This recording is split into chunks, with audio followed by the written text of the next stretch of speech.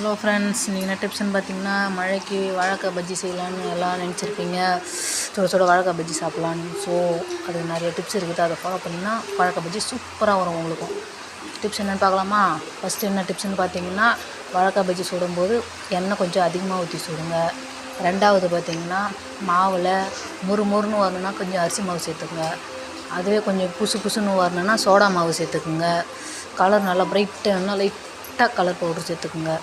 தண்ணி கொஞ்சம் மீடியமாக, ரொம்ப தண்ணியாகவும் இல்லாமல் ரொம்ப கட்டியாகவும் இல்லாமல் மீடியமாக கரைச்சி எடுத்துக்கோங்க. கரைச்சி எடுத்து எண்ணெயில் போட்டு எடுத்திங்கன்னா எண்ணெய் குடிக்காமல் சும்மா சூப்பராக புசுன்னு வரும் அழகாக உங்களுக்கு. பாருங்கள், என் பொண்ணு சுட்டுச்சு எப்படி வந்து பாருங்கள். நேற்று சுட்டேன், ஃப்ரிட்ஜில் வச்சுது மாவு. இன்றைக்கி சுட்டதால் எண்ணெய் குடிக்குது மாவு. ஸோ நீங்கள் அந்தமாதிரி பண்ணாதீங்க, ஃப்ரிட்ஜில் வச்சு செய்யாதீங்க. திட்டமாக வச்சு திட்டமாக சாப்பிடுங்க. Thank you friends.